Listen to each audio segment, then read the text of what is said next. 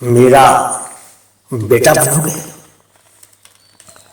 नीरज के दिमाग में आज भी वो घटना बिल्कुल ताजा है। उस घटना ने उस पर बहुत गहरा प्रभाव डाला था।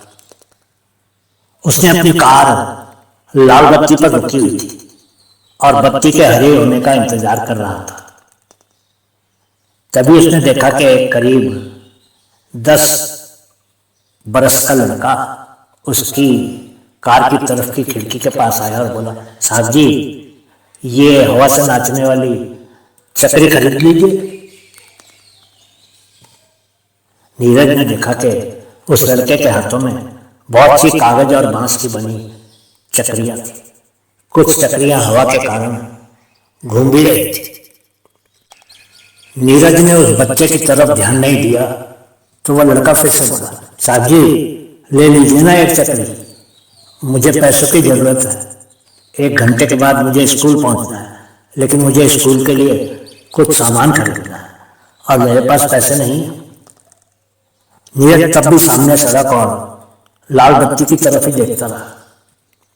ले लो ना साहब जी, इस चक्री से आपके बच्चे बहुत खुश हो जाएंगे।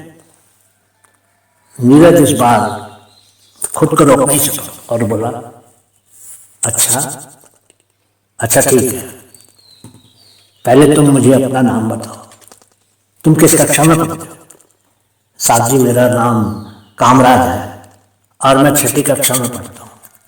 वाह दोस्त, बहुत ही प्यारा नाम है तुम्हारा और तुम भी बहुत प्यारे हो, नीरज ने मुस्कुराकर कहा।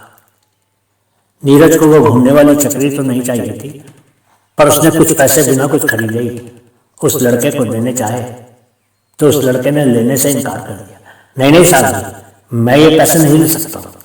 इस तरह से तो आप मेरे भविष्य के साथ अन्याय कर रहे हैं। मैंने आपसे भीख नहीं मांगी। अगर मुझे भीख ही मांगनी होती तो इस तरह सुबह शाम सड़क के किनारे सामान नहीं बेचा करता। ठीक है साहब जी, अगर आपको चक्री नहीं लेनी है तो मत लीजिए। इतना कहकर वो कामराज नाम का लड़का आगे जाने लगा। नीरज ने उसको आवाज लगाकर रोका, अरे बेटा, रुको तो सही, मुझे माफ कर दो। अच्छा ये बताओ कि सभी चक्रियां कितने की? साहब जी, करीब 300 रुपयों की होंगी। आप ये बताइए कि आपको कितनी चक्रियां चाहिए? नीरज उस बच्चे की बातें सुनकर लज्जित महसूस करने लगा, लेकिन उसने फर्क कहा, मैं सभी खरीदना चाहता हूँ। ये लो 300 रुपये और सभी चक्रियां मुझे दे दो। तभी अचानक लाल बत्ती हरी हो गई और नीरज को गाड़ी आगे बढ़ा। जाते जाते नीरज ने उस लड़के से कहा, तुम कल सुबह इस समय मुझे इसी जगह पर मिलना, जरूर मिलना। पूरे रास्ते नीरज उस लड़के के बारे में ही सोचता रहा। अगले दिन जब वो अपनी गाड़ी से वहां पहुंचा तो उसने देखा कि कामराज नाम का वो लड़का वहीं इंतजार कर रहा था। कामराज, एक बार बताओ, तुम्हारे घर में और कौन कौन है? जी, घर तो नहीं है मेरा। एक बूढ़ी आंटी है, पास में रहती है। वो मेरे जैसे बहुत से बच्चों को रहने के लिए जगह और खाना देती है। हम सब उनके घर पर ही रहते हैं।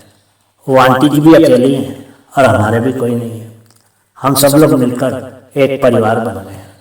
हम सब लोग मिलकर घर में ये कागज और बांस की चक्रियाँ, पतंगे, लकड़ी के खिलौने और फूलों की मालाएं बनाते हैं और फिर उनको इसी तरह सड़कों पर बेचते हैं।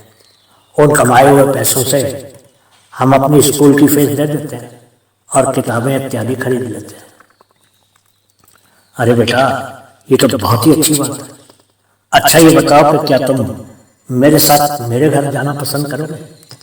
मैं तुमको अच्छी शिक्षा दिलवाऊंगा और तुमको एक घर और परिवार भी मिल जाएगा। नहीं साहब जी, मैं इतना स्वार्थी नहीं हूँ। मेरी बुरी आंटी और वहाँ रहने वाले और भाई बहन को मैं कैसे छोड़ सकता हूँ? मैं सिर्फ अपनी खुशी के लिए उस घर को कैसे छोड़ सकता हूँ जिस घर में मैं इतने वर्षों से रह रहा हूँ? नहीं साहब जी, इस तरह दया दिखाकर हमारे प्रेम को मत तोड़िए। हमारे पास एक दूसरे के लिए सिर्फ प्यार ही तो है। उस घटना के बाद करीब 20 वर्ष बीत गए और नीरज धीरे धीरे कामराज को भूल गया। नीरज एक बहुत बड़ी कंपनी का मैनेजिंग डायरेक्टर उस दिनों अपने दफ्तर में अपने निजी सचिव को नियुक्त करने के लिए आवेदकों का इंटरव्यू ले रहा था। उसने एक लड़के को चुन लिया था और अपने मैनेजर को उस लड़के को नियुक्ति पत्र देने को कह दिया था। अगली सुबह जैसे ही उसके दफ्तर में एक नौजवान ने प्रवेश किया, उसने उस नौजवान को पहचान लिया। अरे कामराज, तुम इतने वर्षों के बाद? जी साहब जी, मैं अब MBA पास और आपने कल ही मुझे नियुक्ति पत्र जारी किया था। जी मैं ही अब आपका निजी सचिव हूँ। नीरज की आंखों से आंसू बहने लगे और उसने उठकर कामराज को अपने गले से लगा लिया और कहा, बेटा मेरी शादी को 25 वर्ष हो गए लेकिन मेरी कोई संतान नहीं। आखिर भगवान ने इतने वर्षों के बाद तुमको बेटा बनाकर मेरे पास भेज ही दिया है। यही तो जीवन का रहस्य है कि कभी कोई नहीं जानता है कि कब क्या हो जाएगा। और हाँ, अब मत कहना कि तुम अब मेरे साथ मेरे घर नहीं चलोगे। घर में एक माँ तुम्हारा इंतजार कर रही। 20 वर्ष पहले की हमारी मुलाकात के बारे में वो सब कुछ जानती है।